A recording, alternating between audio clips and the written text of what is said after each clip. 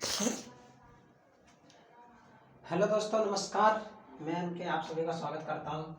हम बात कर रहे थे पशुओं को मार करना। पशुओं को मार करने की पहले हमने 3 विधियां पढ़ ली थी और 3 विधियों में हमने पढ़ा था कि भाई दागना विधि की भी 2 विधियां है। कौन सी विधि? एक तो ठंडा दागना होता है और एक कौन सा होता है भाई? एक कौन सा होता है? गर्म दागना। एक कौन सा होता है? गर्म दागना। मैंने बोला ठंडा दागना जो विधि है, इसमें पशु को क्या मिलता है? आराम। क्या मिलता है पशु को? आराम। पशु को इसमें बहुत मजा आता है, इंटरेस्टिंग होता है। पशु कहता है कि भाई यहाँ भी लगा दे, यहाँ भी लगा दे, यहाँ भी लगा दे, यहाँ भी लगा दे और यहाँ भी लगा दे। लेकिन गर्म जो दागना विधि है, इसमें पशु को क्या होता है? दर्द होता है। पशु को क्या होता है? दर्द होता है। गर्म दागना विधि क्या है? स्थायी विधि है। कौन सी विधि साथियों?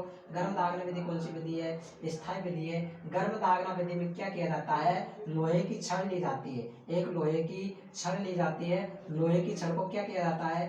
गर्म किया जाता है। लोहे की छड़ को आप जैसे गर्म करोगे ना, गर्म करने के बाद जिस भी नंबर या संख्या या फिर चिन्ह जो आप पशु में लगाना चाहते हो, पशु को मार करना चाहते हो, उसको उसको क्या किया जाता है? उसको साथ में गर्म किया जाता है और पशु की जान पर लगाया जाता है। पशु की जान पर लगाया जाता है। इसमें क्या होता है? पशु को होता है भयंकर दर्द होता है। उसके बाद में क्या करना होता है? 2 से 3 दिन तक पशु को क्या करना होता है? पशु को लगाना होता है कौन सा तेल? कपेल। कौन सा तेल लगाएंगे पशु के?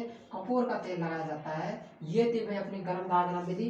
गर्म दागना विधि में एक बात और याद रखना, जो आप नंबर या संख्या जो भी लोगे ना, जो भी चिन्ह होंगे, जो भी आपके जो चिन्ह होंगे ना, चिन्ह, ठीक है, वो कितने नहीं होने चाहिए? वो 8 से 10 सेंटीमीटर, मतलब अधिकतर 8 से 10 सेंटीमीटर ही लंबाई उनकी होनी चाहिए। उनका आकार 8 से 10 सेंटीमीटर ही होना चाहिए। कैसा होना चाहिए साथियों? 8 से 10 सेंटीमीटर आकार होना चाहिए, ठीक है। और जो हैंडल आप जिसकी सहायता से उसको लगाओगे, जो वो छड़ होगी गर्म करने की, वो कितनी होनी चाहिए? वो होनी चाहिए आपके कम से कम वो होनी चाहिए आपके 75 सेंटीमीटर, शायद, हाँ, लगभग 2.5 फुट, 75 सेंटीमीटर के करीबन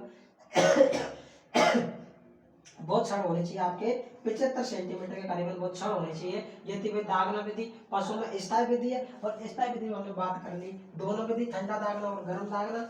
गर्म दागना के बाद अब हम बात करेंगे ईयर नोचिंग विधि। ईयर नोचिंग विधि सर्वाधिक किस पशु में अपनाई जाती है? ईयर नोचिंग विधि सर्वाधिक, याद रखना, ईयर नोचिंग विधि है ना, ईयर नोचिंग विधि ये सर्वाधिक किसमें? सुअर में। सर्वाधिक किसमें अपनाई जाती है? सुअर में अपनाई जाती है। कौन सी विधि?